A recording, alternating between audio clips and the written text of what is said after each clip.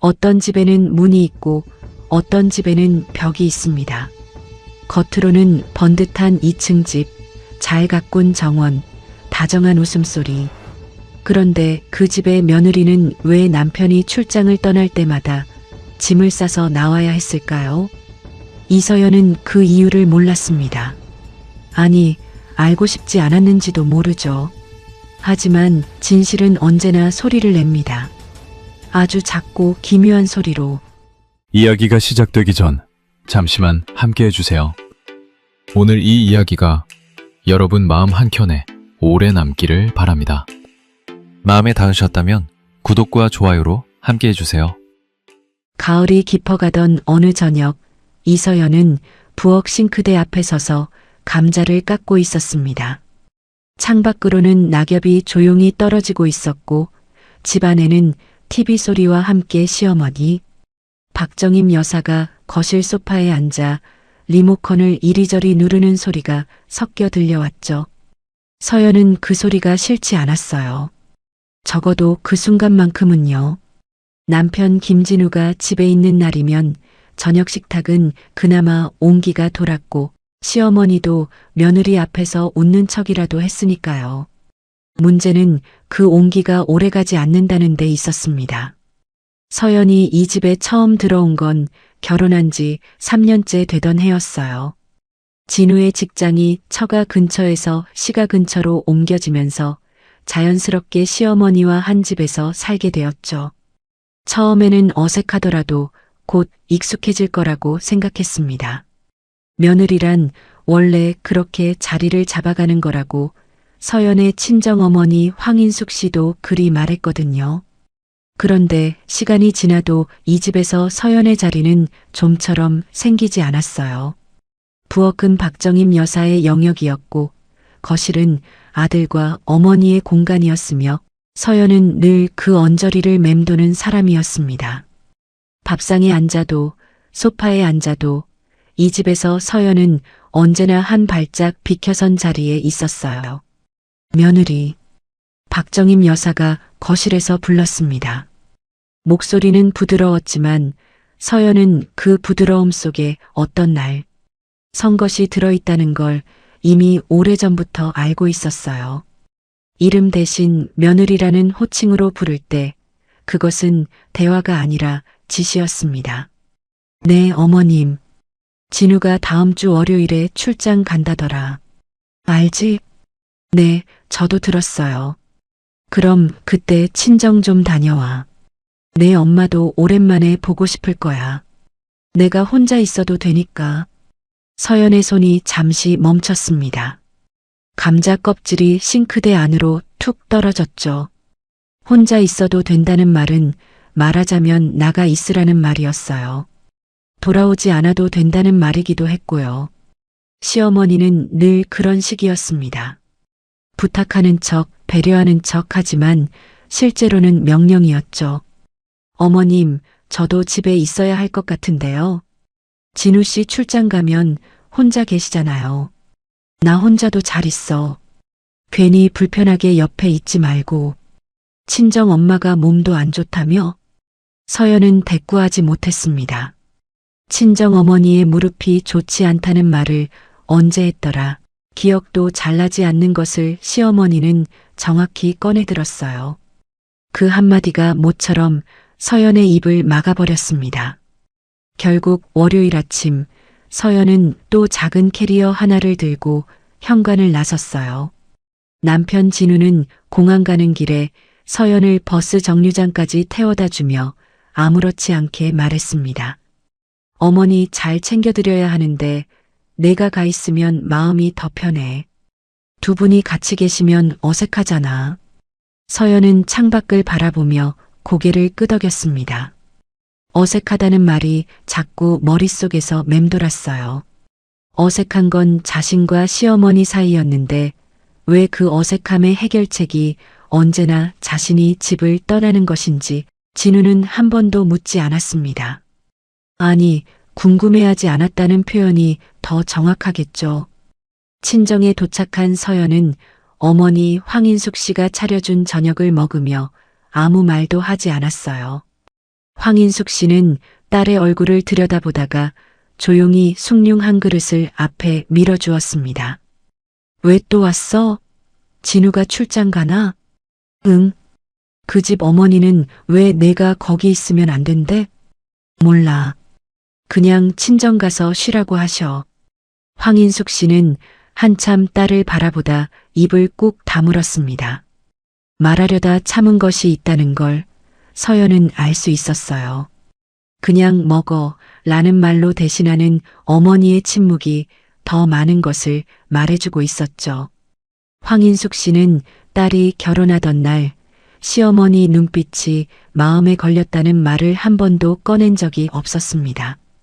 그저 딸이 잘 살기를 바라며 속으로만 사겨온 사람이었어요. 그날 밤 서연은 친정방 천장을 바라보며 손가락으로 이불 끝을 꾹꾹 눌렀습니다. 세어보니 이번이 벌써 6번째였어요. 진우가 출장을 떠난 횟수와 자신이 집 밖으로 나온 횟수가 정확히 일치했습니다. 한 번도 예외가 없었어요. 어머니가 아프다고 했을 때도, 명절 준비로 바쁘다고 했을 때도, 심지어 태풍이 오던 날 밤에도 시어머니는 늘 진우가 없는 날이면 서연을 내보냈습니다. 왜일까요? 서연은 그 물음을 억누르며 살아왔어요. 의심하는 자신이 나쁜 며느리 같아서였죠. 하지만 그날 밤 이불 끝을 누르는 손끝에 처음으로 단단한 것이 올라왔습니다. 의심이 아니라 확인하고 싶다는 마음이었어요. 그리고 그 마음은 한번 생겨나고 나니 쉽게 사라지지 않았습니다. 서연은 다음 날도 그 다음 날도 그 생각을 붙들고 살았어요. 밥을 먹으면서도 설거지를 하면서도 잠들기 전에도 6번이라는 숫자가 우연이 아니라면 반드시 이유가 있을 터였습니다. 그리고 그 이유를 알아야 한다면 직접 확인하는 방법밖에 없었어요. 사흘 뒤 서연은 친정에 급한 약속이 생겼다는 문자를 시어머니에게 보내지 않은 채 버스에 올라탔습니다.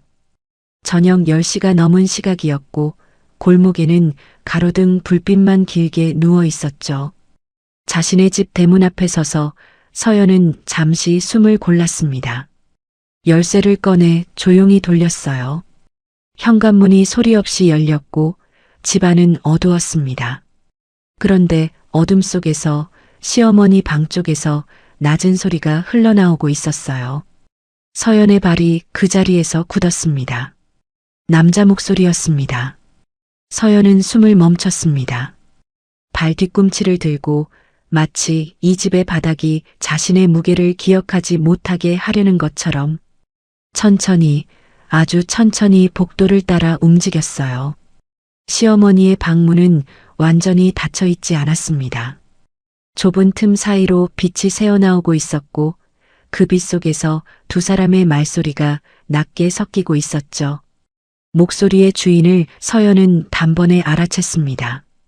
시아버지의 남동생, 작은아버님이라 불러야 할 사람, 김용철 씨였어요. 50대 초반의 남자로 서연은 그를 명절 때나 한 번씩 마주치는 먼 어른으로만 알고 있었습니다. 과묵하고 단정하다는 인상이었는데 지금 들려오는 목소리는 서연이 기억하는 그 사람의 것이 아니었어요.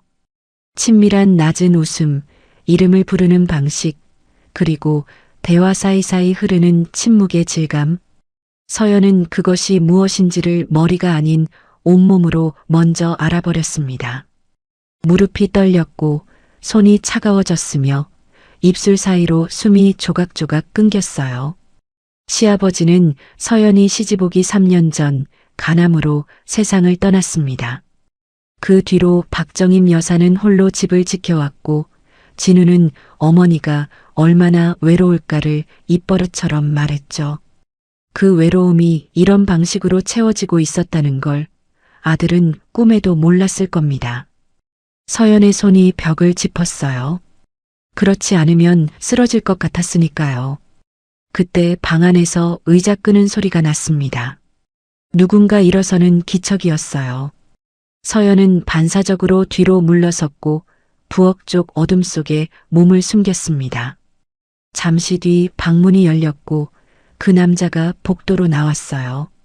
그는 헛기침을 한 번 하고 현관 쪽으로 걸어갔습니다. 서연은 숨도 제대로 쉬지 못한 채 냉장고 옆에 등을 붙이고 서 있었어요. 현관문이 닫히는 소리가 들렸고 잠시 뒤 차 시동 소리가 멀어졌습니다. 박정임 여사는 한동안 방에서 나오지 않았어요. 서연은 그 자리에 한참을 더 서 있었습니다. 냉장고 모터 소리가 윙윙 울리고 있었고 서연의 귀에는 그 소리만 크게 들렸거든요. 머릿속이 비어있는 것 같으면서도 동시에 지금까지 이해되지 않던 모든 것들이 하나씩 맞아 들어가고 있었어요. 왜 진우가 없는 날이면 며느리를 집 밖으로 보냈는지, 왜 방문이 항상 굳게 닫혀 있었는지, 왜 가끔 냉장고 안에 자신은 먹지 않는 음식들이 들어 있었는지, 왜 시어머니가 그 남자와 통화할 때면 항상 방으로 들어가 문을 닫았는지, 퍼즐의 마지막 조각이 제자리를 찾아가는 순간이었어요. 그리고 그 순간은 차가웠습니다. 모든 것이 설명되는 순간은 차갑습니다. 그리고 그 차가움은 오래갑니다. 서연은 그날 밤 집에 들어갔다는 흔적을 남기지 않고 다시 나왔습니다. 골목을 걸어 편의점 앞 벤치에 앉아서 자판기 커피를 한 잔 뽑아 두 손으로 쥐고 한동안 가만히 있었어요. 뜨거운 캔 속에서 열기가 손바닥을 타고 올라왔지만 안쪽에서는 아무것도 느껴지지 않았습니다. 캔이 식어가는 동안에도 서연은 자리에서 일어나지 못했어요. 일어나면 어딘가로 가야 했고 어딘가로 간다는 것은 이 상황을 현실로 받아들인다는 의미였으니까요.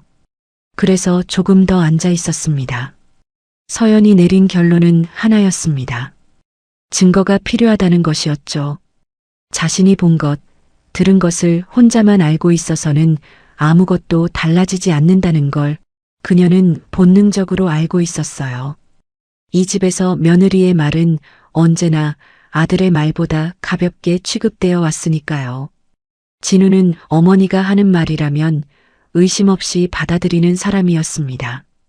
그래서 말이 아니라 증거가 필요했어요. 부인할 수 없는, 외면할 수 없는 것이 필요했습니다. 그런데 결심이 서고 나서도 이틀이 지나도록 서연은 움직이지 못했어요.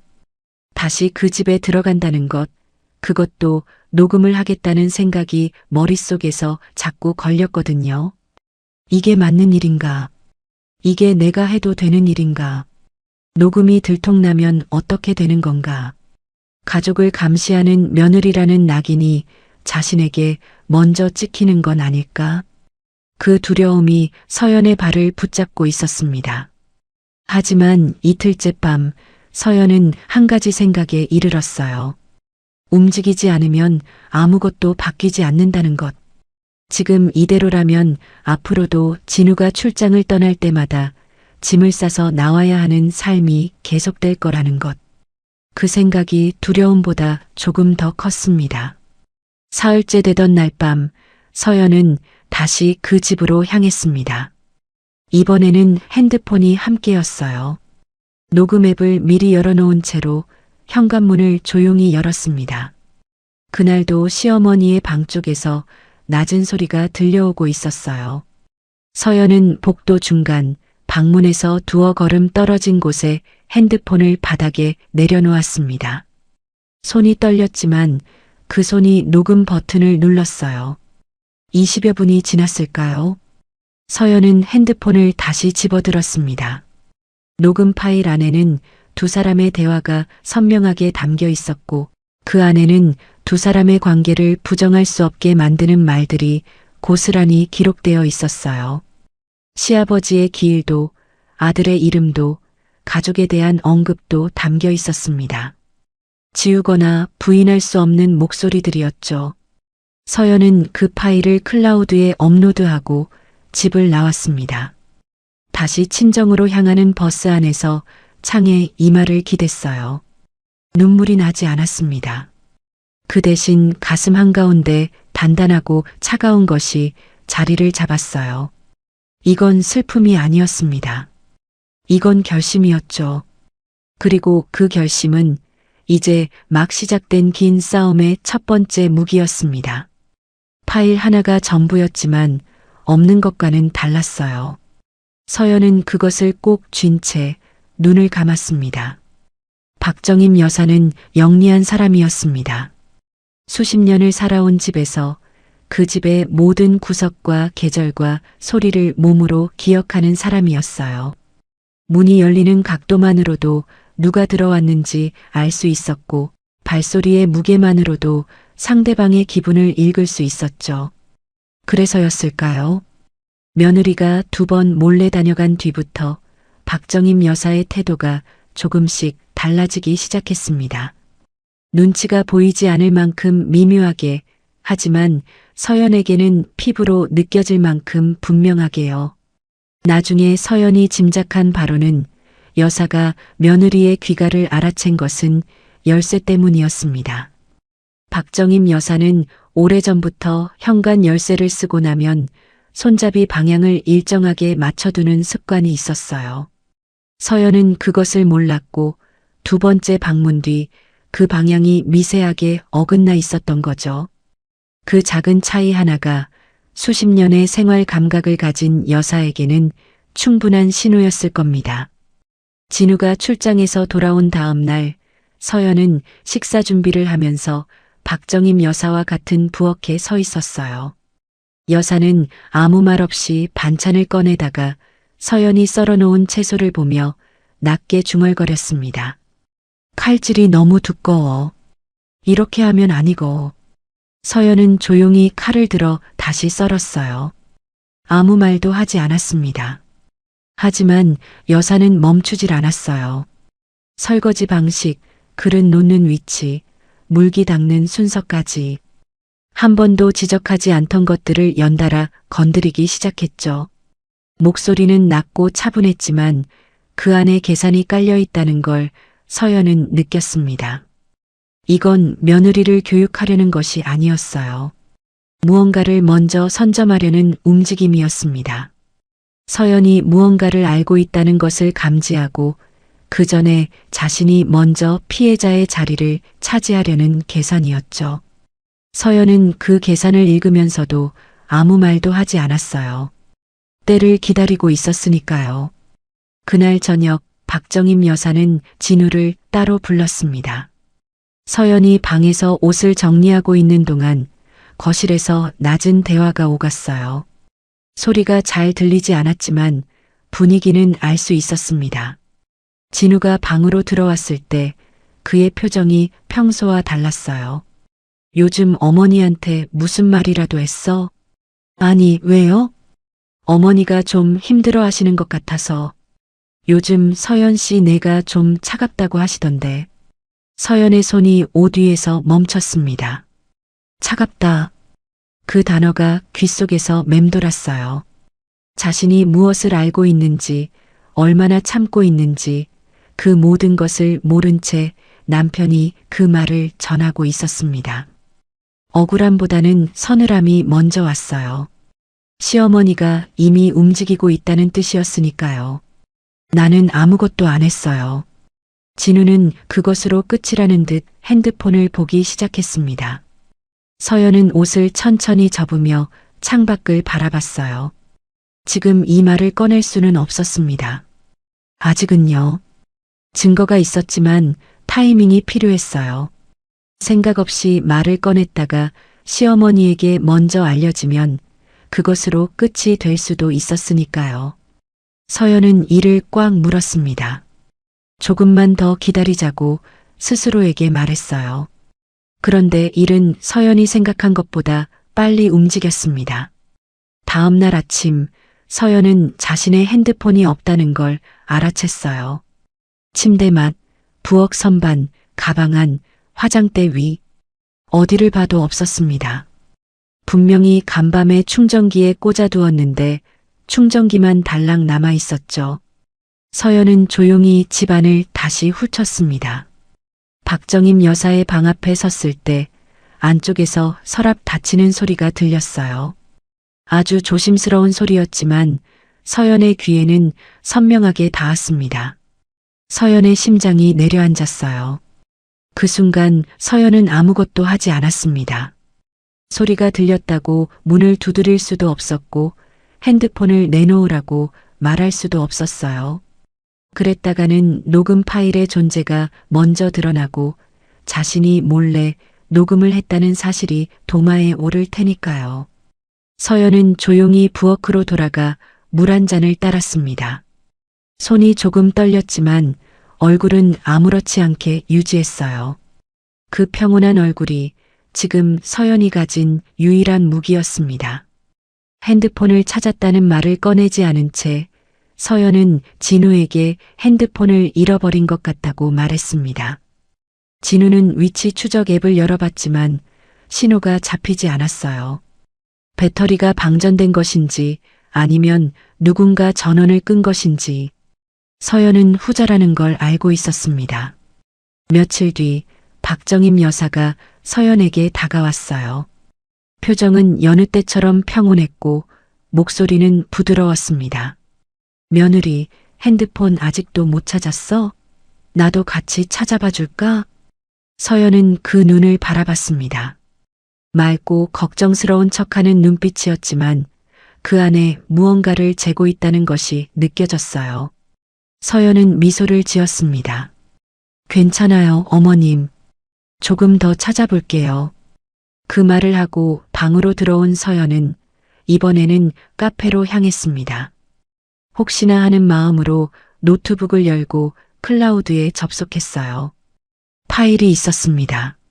녹음 파일은 핸드폰과 함께 사라지지 않았어요. 서연은 화면을 바라보며 천천히 숨을 내쉬었죠. 그런데 클라우드 접속 기록에 낯선 흔적 하나가 찍혀 있었습니다. 누군가 접속을 시도한 흔적이었어요. 비밀번호가 달라 파일에는 접근하지 못했지만 시도한 사람이 있다는 건 분명했습니다. 서연의 손끝이 차가워졌어요. 시어머니 혼자서는 이런 일을 하기 어려웠을 겁니다. 클라우드 계정을 찾아내고 접속을 시도한다는 건 누군가의 도움이 있었다는 뜻이었죠. 서연의 머릿속에 그 남자의 얼굴이 떠올랐습니다. 두 사람이 함께 움직이고 있다는 것, 그리고 그들은 이미 서연이 무언가를 알고 있다는 사실을 눈치채고 있다는 것. 서연은 메모장을 꺼내 짧게 적었습니다. 다음 단계가 필요하다. 그리고 그것은 더 이상 혼자 할 수 없는 일이었어요. 서연은 노트북을 닫고 창밖을 바라봤습니다. 이 싸움은 자신이 생각한 것보다 훨씬 더 깊은 곳까지 뻗어 있었으니까요. 진우가 돌아온 날 밤 서연은 결심했습니다. 더 이상 기다릴 수 없었어요.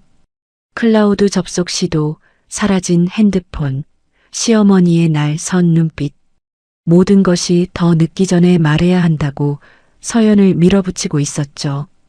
진우가 샤워를 마치고 방으로 들어왔을 때 서연은 침대 끝에 앉아 그를 기다리고 있었어요. 할 말이 있어요.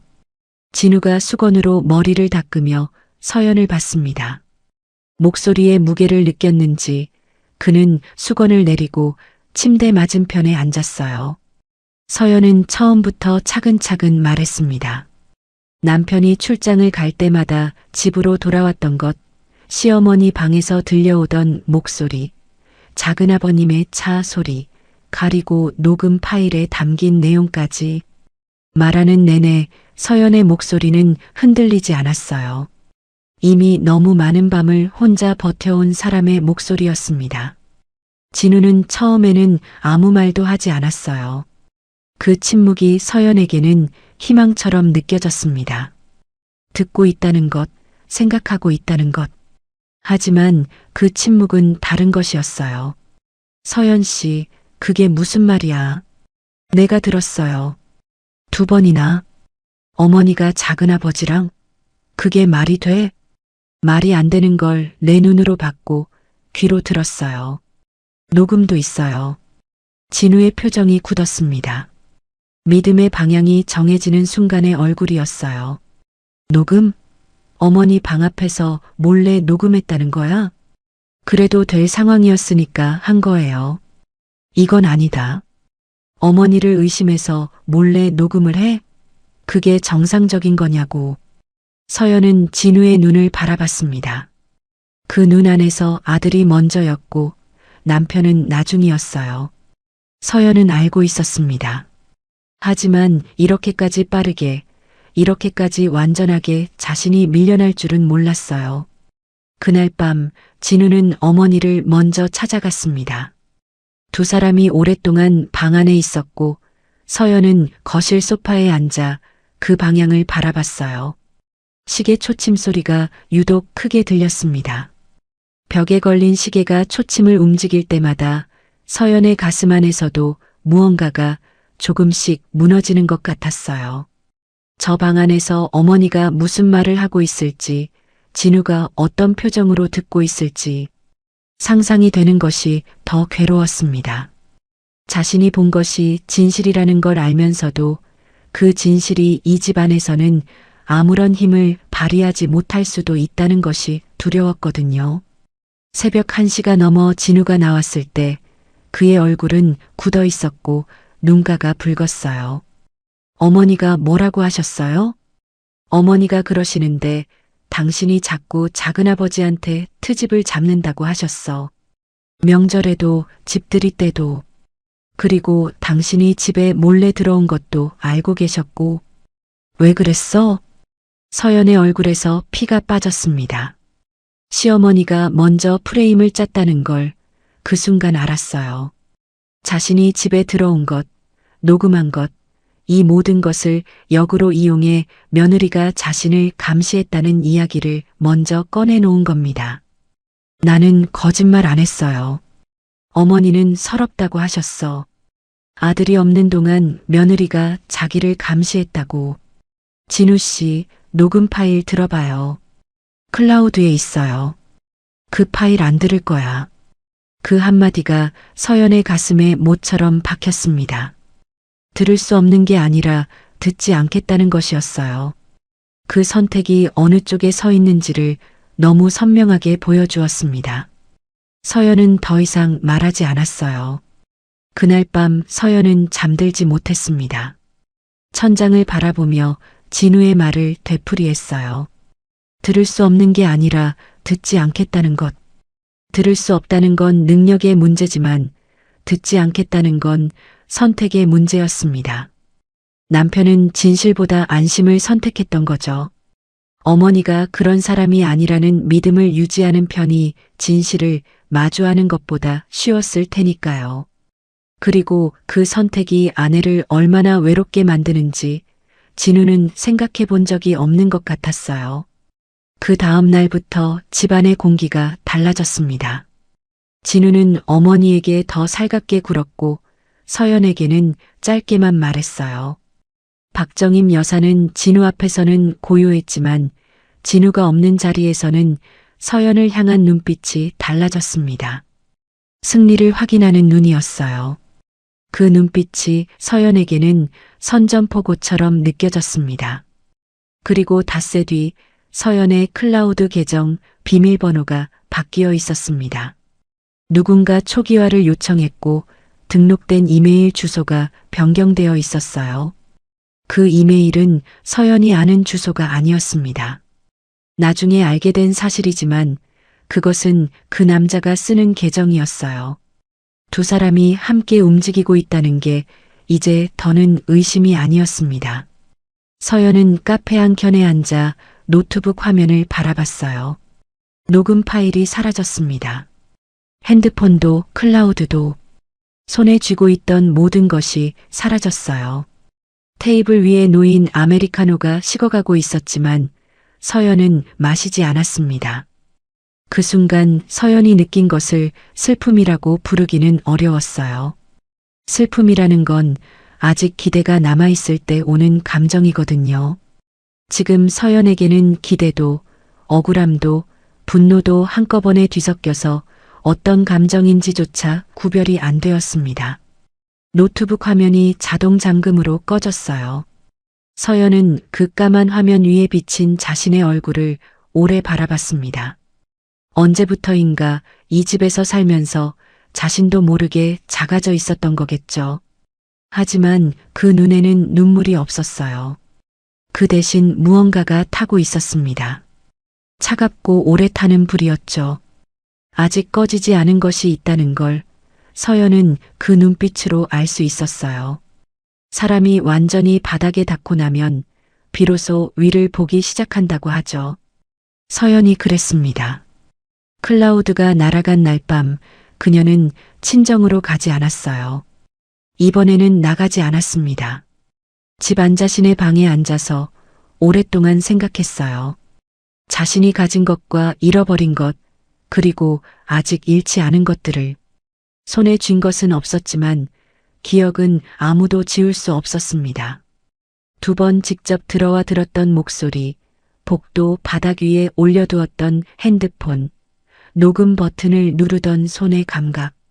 그것들은 핸드폰이 사라져도 없어지지 않았어요. 그리고 기억이 있다면 다시 시작할 수 있었습니다. 서연에게는 대학 시절부터 친하게 지낸 친구가 있었습니다. 최수아, 지금은 작은 법률 사무소에서 사무장으로 일하는 여자였어요. 수아는 서연이 결혼한 뒤로도 한 달에 한 번은 꼭 연락을 했고 서연이 말수가 줄어들수록 더 자주 문자를 보내는 사람이었습니다. 서연은 수아에게 이 이야기를 한 번도 꺼낸 적이 없었어요. 부끄러워서가 아니라 말하면 현실이 되어버릴 것 같아서였죠. 수아는 남들이 쉽게 꺼내지 못하는 말을 먼저 꺼낼 줄 아는 사람이었습니다. 서연이 입을 열기도 전에 수아는 이미 얼굴만 보고도 뭔가 단단히 잘못됐다는 걸 알아챘어요. 2 사람은 카페 구석 자리에 마주 앉았고 수아는 아무것도 묻지 않고 기다렸습니다. 그 기다림이 서연의 말문을 열었어요. 서연은 지난 수개월간의 일을 처음부터 끝까지 말했습니다. 몰래 들어온 날 밤의 목소리, 녹음 파일, 핸드폰이 사라진 것, 진우가 파일을 듣지 않겠다고 한 것, 그리고 클라우드가 날아간 것까지. 수아는 중간에 한 번도 끊지 않고 들었어요. 다 듣고 나서 커피잔을 내려놓으며 말했습니다. 서연아, 녹음 앱 있잖아. 클라우드에 올리기 전에 자동 백업 설정 안 해봤어? 서연의 눈이 흔들렸습니다. 자동 백업. 그 단어를 들은 순간 손끝이 떨렸어요. 서연은 예전에 핸드폰을 새로 바꾸면서 사진과 파일 자동 백업을 설정해 두었던 기억이 있었습니다. 그 계정은 지금 접근이 차단된 클라우드와는 별개였어요. 이전에 쓰던 사진 앱의 자동 저장 기능이었으니까요. 서연은 수아의 핸드폰을 빌려 로그인을 시도했습니다. 손가락이 빠르게 움직였어요. 비밀번호를 입력하고 계정에 접근하는 데 걸린 시간은 10초가 채 안 됐습니다. 화면 안에 파일이 있었어요. 녹음 앱이 자동으로 연결된 저장소에 파일이 남아 있었습니다. 클라우드가 날아가도 이쪽 계정은 건드리지 못한 거였어요. 서연은 화면을 바라보다가 눈을 감았습니다. 있어. 수아는 조용히 서연의 손 위에 자신의 손을 얹었습니다. 말이 없어도 충분했어요. 그 손의 온기가 지난 몇 달 동안 서연이 받지 못했던 것이었거든요. 2 사람은 그날 오후를 통째로 그 카페에서 보냈습니다. 수아는 사무소의 담당 변호사님에게 이 상황을 조심스럽게 물어봐 주겠다고 했어요. 비밀 녹음의 법적 효력, 관계 증명의 방식, 앞으로 어떤 방향이 가능한지. 서연은 아직 소송까지는 생각하지 않았지만 수아의 말이 처음으로 자신이 혼자가 아니라는 것을 느끼게 해주었습니다. 다음 날 수아를 통해 변호사님의 의견이 전해왔어요. 비밀 녹음은 증거 능력에 제한이 있을 수 있지만 적어도 가족관계 안에서 사실을 확인하는 자료로는 충분히 기능할 수 있다는 것이었습니다. 소송보다는 먼저 가족 내 사실 확인이 우선이라는 조언이었어요. 서연은 그 말을 가슴에 담아두었습니다. 이건 법정이 아니라 가족 앞에서의 일이었으니까요. 집으로 돌아온 저녁, 서연은 박정임 여사와 마주쳤습니다. 여사는 부엌에서 국을 끓이고 있었고 서연이 들어오는 소리를 듣고도 돌아보지 않았어요. 서연은 방으로 들어가면서 여사의 뒷모습을 잠시 바라봤습니다. 예전의 서연이었다면 그 뒷모습이 두렵거나 무거웠을 거예요. 하지만 지금 서연의 눈에 보이는 것은 달랐습니다. 혼자라고 생각했지만 혼자가 아닌 사람과 이겼다고 생각했지만 아직 끝나지 않은 판. 그 차이가 이제 서연의 편에 있었어요. 그날 밤 서연은 파일을 2개의 외장 드라이브에 각각 복사했습니다. 하나는 수아에게 맡겼고 하나는 친정 어머니 집 책상 서랍에 넣어두었어요. 이번에는 사라지지 않을 것이었습니다. 서연은 메모를 꺼내 2번의 귀가 상황, 소리를 들은 정황, 핸드폰이 없어진 경위를 차근차근 기록했어요. 손글씨가 흔들리지 않았습니다. 준비는 끝났어요. 이제 필요한 것은 때였습니다. 그리고 그때는 한 달 뒤 시아버지 기일 제삿날이었어요. 온 가족이 한자리에 모이는 날.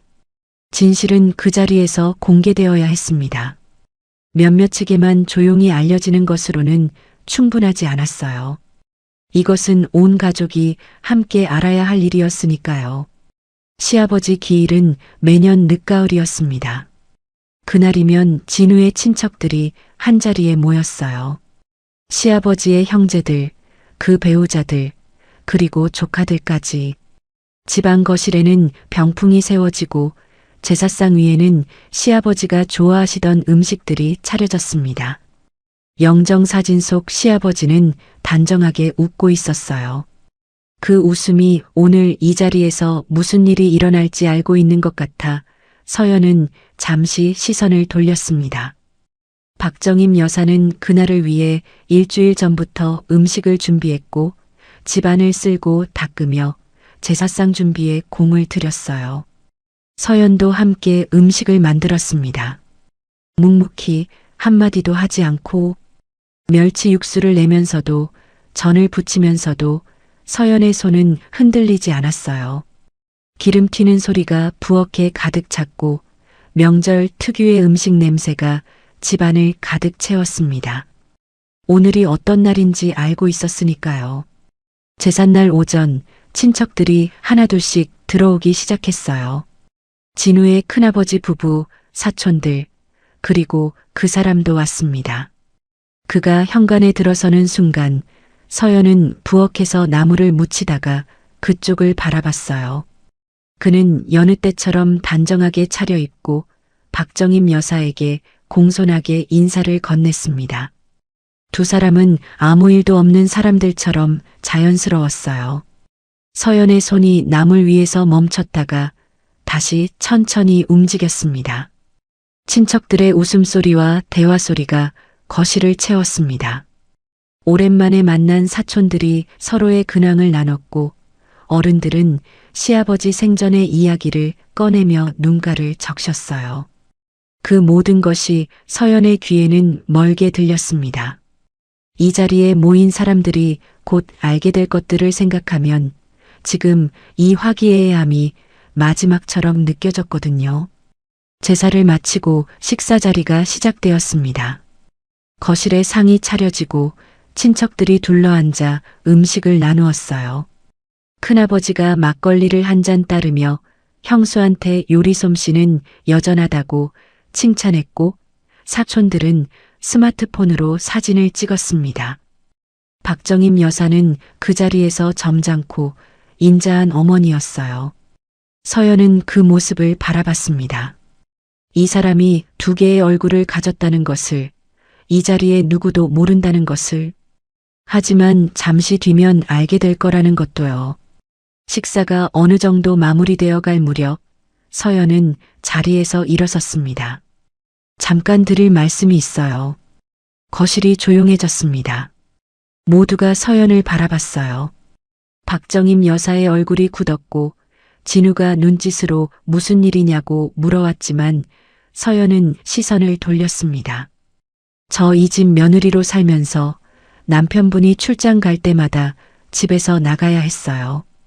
왜 그래야 하는지 오래 궁금했는데 이제 알게 됐습니다. 서연 씨, 무슨 소리야? 지금 진우의 목소리가 낮게 끊었지만 서연은 멈추지 않았습니다. 주머니에서 핸드폰을 꺼냈어요. 녹음 파일을 열어 재생 버튼을 눌렀습니다. 거실 안으로 소리가 퍼지기 시작했어요. 박정임 여사의 목소리였습니다. 그리고 그 남자의 목소리였어요. 두 사람이 나누는 대화, 이름을 부르는 방식, 그 온도와 내용이 거실 안을 가득 채웠습니다. 처음 몇 초 동안은 아무도 말하지 못했어요. 박정임 여사의 얼굴이 하얗게 질렸습니다. 그 사람은 젓가락을 내려놓았어요. 진우의 큰아버지가 천천히 고개를 들었고 사촌들 사이에서 낮은 술렁임이 흘렀습니다. 진우는 굳은 얼굴로 어머니를 바라봤어요. 서연은 파일을 끝까지 틀었습니다. 관계를 부정할 수 없게 만드는 핵심 구간이 방안을 채웠고 그것만으로도 충분했어요. 파일이 끝났습니다. 거실에 침묵이 떨어졌어요. 두꺼운, 깨지지 않는 종류의 침묵이었습니다. 큰아버지는 입을 굳게 다물었고 큰어머니는 고개를 숙였어요. 사촌들 중 누구도 말을 꺼내지 못했습니다. 그 사람은 의자 위에서 조금도 움직이지 않았어요. 마치 그대로 굳어버린 사람 같았습니다. 어머니, 진우의 목소리가 떨렸습니다. 아들이 어머니를 바라보는 눈에 처음으로 균열이 생겼어요. 박정임 여사는 말하지 않았습니다. 입술을 꾹 다문 채 고개를 숙였죠. 서연은 핸드폰을 내리고 천천히 자리에 앉았습니다. 더 이상 덧붙이지 않았어요. 파일이 모든 것을 대신해 말했으니까요. 이제 진실은 이 방 안에 있는 모든 사람의 귀 안에 있었습니다. 서연은 그 침묵 속에서 처음으로 등이 곧게 펴지는 것을 느꼈어요. 제삿날의 충격이 가라앉기도 전에 박정임 여사는 움직이기 시작했습니다. 사람이 수치 앞에서 무너지는 방식은 여러 가지가 있습니다. 어떤 사람은 울고, 어떤 사람은 침묵하고, 어떤 사람은 사과하죠. 박정임 여사는 달랐어요. 그녀는 방어했습니다. 그것도 공격의 방식으로요. 제사를 마친 이튿날 아침, 서연이 부엌에서 아침을 준비하고 있는데 박정임 여사가 갑자기 거실에서 소리를 질렀습니다. 진우가 놀라서 뛰어나갔고 서연도 따라 나갔어요. 여사는 거실 바닥에 주저앉아 있었고 팔뚝을 붙잡으며 아프다고 했죠. 넘어지셨어요? 서연이가 밀었어. 서연은 그 말을 듣는 순간 입안에서 모든 말이 사라지는 것을 느꼈습니다. 어머님, 저 부엌에 있었는데요. 아니야. 방금 내 옆에 있었잖아. 등을 밀었잖아. 진우가 둘 사이를 번갈아 봤습니다. 어머니의 팔뚝에 붉은 자국이 보였어요.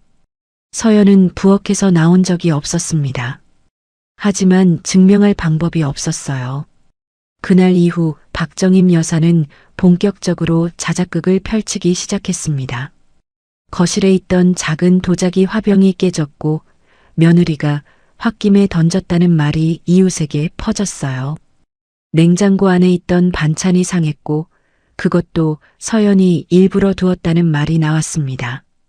박정임 여사는 혼자 바깥에 나가는 날이면 골목 어르신들에게 눈물을 훔치며 말했어요. 며느리 때문에 살기가 힘들다고, 아들은 아무것도 모른다고, 착한 아들이 불쌍하다고. 소문은 빠르게 골목을 돌았습니다. 서연이 마트에 가면 마주치는 어르신들의 눈빛이 달라졌어요. 인사를 건네도 어색하게 고개를 돌리는 사람이 생겼고 아래층 이웃이 진우에게 슬쩍 말을 건네기도 했습니다. 어머니가 힘들어 보인다고 괜찮냐고요. 이 즈음 진우는 조금씩 흔들리고 있었습니다. 제삿날의 충격으로 한동안 어머니와 거리를 두고 있었지만 어머니가 연약하고 힘들다는 신호들이 집 안팎에서 동시에 쌓이면서 마음이 다시 기울고 있었어요. 밤에 거실에 앉아 멍하니 있는 시간이 늘었고 서연에게 말을 걸다가 중간에 멈추는 일도 잦아졌습니다. 진실을 알면서도 어머니를 외면하는 것이 아들로서 고통스러운 거겠죠. 하지만 그 고통이 서연을 외롭게 만들고 있다는 것을 진우는 아직 몰랐어요. 서연은 그것을 보면서 알았습니다. 이 싸움은 한 번의 폭로로 끝나는 게 아니었어요. 박정임 여사는 수십 년간 이 집을 지켜온 사람이었고 그 안에서 살아남는 방법을 누구보다 잘 아는 사람이었으니까요. 서연이 진실을 꺼낼 때 여사는 자신을 피해자로 다시 세웠습니다. 그것도 아주 능숙하게요. 서연은 수아에게 전화를 걸었어요. 자작극이 계속 이어지고 있어. 밀었다는 주장의 화병 이야기, 소문까지. 진우 씨도 다시 흔들리는 것 같고 수아는 잠시 생각하다가 말했습니다. 서연아, 집안에 카메라 달아. 내가 알아봐 줄게. 실내 설치 가능한 작은 거. 수아가 가져다 준 소형 카메라 2대가 거실 서랍 위 화분 틈과 현관 쪽 선반 위에 설치되었어요. 서연의 손으로 직접 설치했고 각도를 조정하며 거실 전체가 담기는 것을 확인했습니다. 촬영 파일은 수아가 관리하는 외부 계정에 실시간으로 저장되었어요. 이번에는 아무도 지울 수 없었습니다. 카메라가 설치된 지 닷새째 되던 날 박정임 여사는 다시 움직였습니다. 오전에 진우가 출근하고 집안에 2사람만 남게 되자 여사는 거실로 나왔어요. 찬장 위에 있던 유리컵을 집어들었습니다. 잠시 들여다보다가 바닥에 내던졌어요. 유리가 산산조각 나는 소리가 났고 여사는 그 자리에서 울기 시작했습니다. 며느리야, 이것도 나한테 던질 거야 하고 혼잣말처럼 말하면서요. 아무도 없다고 생각했을 겁니다. 카메라가 있다는 것을 몰랐을 테니까요. 그날 오후 수아로부터 메시지가 왔어요. 영상 파일이 담긴 링크였습니다. 서연은 핸드폰을 들고 영상을 열었어요. 박정임 여사가 스스로 유리컵을 던지고 울며 며느리의 탓으로 돌리는 장면이 선명하게 담겨 있었습니다. 서연은 영상을 처음부터 끝까지 봤어요. 1번, 2번, 3번째 볼 때 손이 떨렸습니다. 분노가 아니었어요. 오래 참아온 것이 마침내 풀리는 순간의 떨림이었습니다.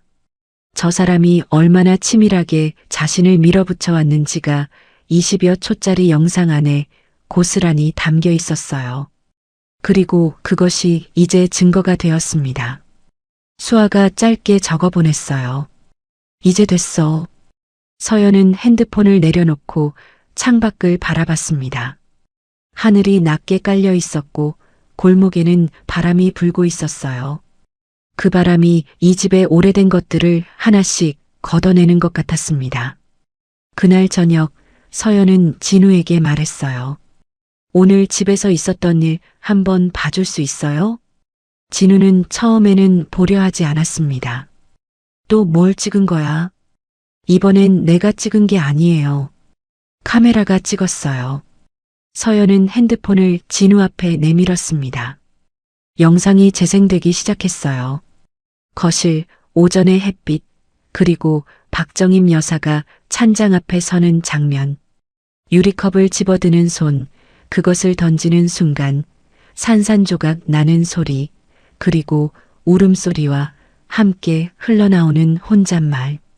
진우는 영상을 보는 내내 말이 없었습니다. 재생이 끝났을 때 그는 오랫동안 핸드폰 화면을 바라봤어요. 화면이 꺼진 뒤에도 그 방향을 보고 있었습니다. 서연은 그 옆에서 기다렸어요. 재촉하지 않았습니다. 이미 충분히 말했고 이제 볼 것은 다 본 뒤였으니까요. 어머니가 진우의 목소리가 끊겼어요. 다시 이어지지 않았습니다. 그 침묵이 예전의 침묵과는 달랐어요. 믿지 않으려는 침묵이 아니라 믿어버린 뒤에 오는 침묵이었습니다. 아들이 어머니에 대해 품어온 믿음이 무너지는 소리가 그 침묵 안에 담겨 있었어요. 진우의 눈가가 붉어졌습니다. 그는 한참 뒤에야 낮게 말했어요. 내가 미안해. 나한테 미안하다고 할 필요 없어요. 지금 그게 중요한 게 아니잖아요. 서연이 먼저 말했습니다. 진우가 서연을 바라봤어요. 서연의 눈에는 원망도 승리도 없었습니다. 그저 오래 지쳐있던 사람의 눈이 있었어요. 서연이 그 말을 한 건 진우를 용서해서가 아니었습니다.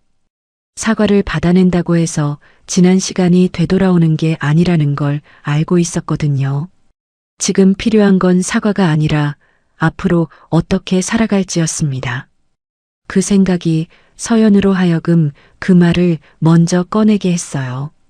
진우의 표정이 천천히 무너졌습니다. 다음 날 진우는 어머니와 단둘이 마주 앉았습니다.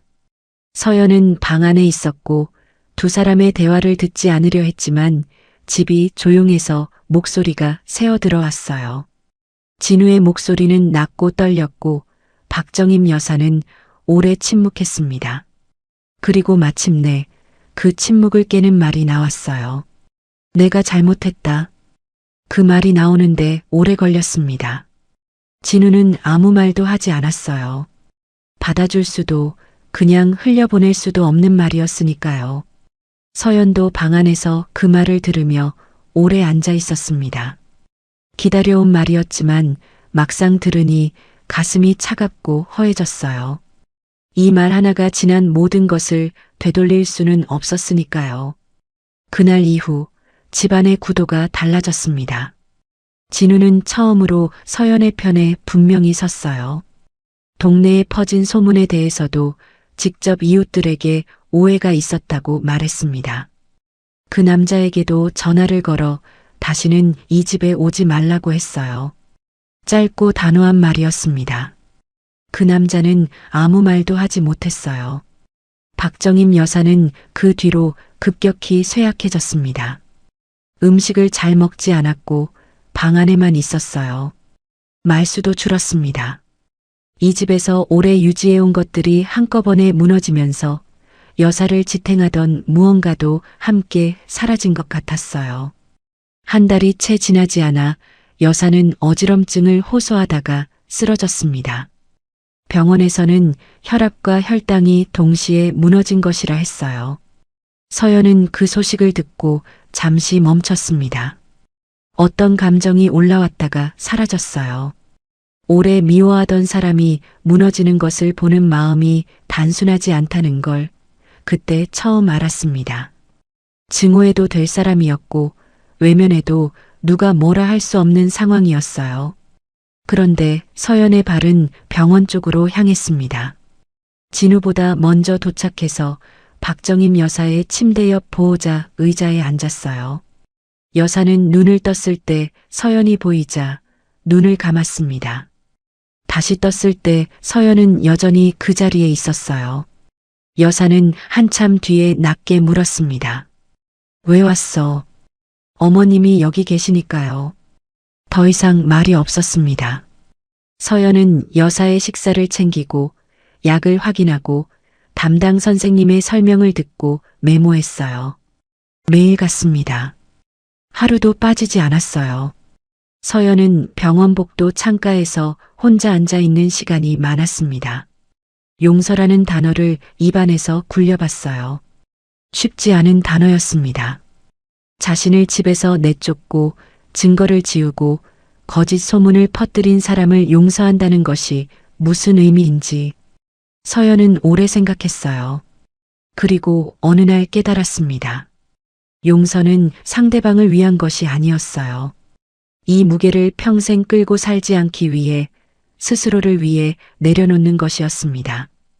그 생각이 들었을 때 서연의 어깨가 조금 가벼워졌어요. 2주가 지난 어느 오후 박정임 여사가 먼저 말을 꺼냈습니다.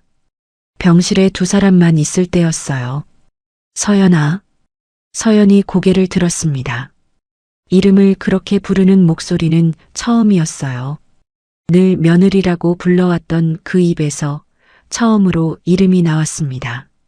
그 차이가 작은 것 같았지만 서연에게는 크게 들렸어요. 내가 너한테 너무 못됐다. 진우 아빠 가고 나서 너무 외로웠어. 그게 핑계가 되는 건 아닌데. 그리고 너를 내보내면서 한 번도 내가 어떨지는 생각 안 했어. 그냥 들키기 싫었어. 여사의 목소리가 갈라졌어요. 서연은 대답하지 않았습니다. 여사의 말이 가슴 안쪽 어딘가에 조용히 닿았어요. 눈물이 한 줄 흘렀습니다. 원망이었는지 안도였는지 서연 자신도 알 수 없었어요. 그 눈물이 어느 쪽에서 온 것인지는 중요하지 않았습니다. 어머님 다 나으세요. 일단은 서연이 그 말 하나를 남기고 여사의 손 위에 자신의 손을 올렸습니다. 여사의 손이 잠시 떨렸다가 조용히 멈췄어요. 그것이 시작이었습니다. 용서도 화해도 단번에 완성되는 것이 아니라는 걸 두 사람은 이미 알고 있었어요. 하지만 그 손 위에 손을 얹는 일이 첫 번째 발걸음이었습니다. 아주 힘겨운 하지만 진짜인 첫걸음이었어요. 여러분, 오늘 이야기 어떠셨어요? 이서연이라는 한 여성이 자신을 밀어내는 시어머니, 믿어주지 않는 남편, 사라져가는 증거들 앞에서도 끝내 포기하지 않는 모습을 따라가면서 저도 마음이 많이 무거웠고 또 많이 뭉클했답니다. 이 이야기에서 가장 기억에 남는 장면은 서연 씨가 병원에서 시어머니의 손 위에 자신의 손을 얹는 순간이었어요. 그 손길 하나가 지금까지의 모든 상처와 싸움과 눈물을 품고 있는 것 같았거든요. 복수보다 어려운 것이 용서이고 이기는 것보다 더 큰 것이 품는 것이라는 걸 서연 씨가 몸으로 보여주었습니다. 살다 보면 내가 잘못하지 않았는데도 죄인이 되는 순간이 있고 진실을 말해도 믿어주는 사람이 없는 순간도 있죠. 그 외로움이 얼마나 무거운지 이 이야기를 들으면서 조금은 함께 느끼셨을 것 같아요. 하지만 서연 씨처럼 진실은 결국 자기 자리를 찾아갑니다. 포기하지 않는 사람에게는요, 오늘 이야기가 여러분께 작은 위로와 용기가 되었으면 정말 좋겠습니다. 마음이 무거운 날에도 진실의 편에 서는 것을 두려워하지 않으셨으면 해요. 저희 채널 구독과 좋아요도 부탁드립니다. 다음 이야기도 여러분 곁에 따뜻하게 찾아올게요. 감사합니다.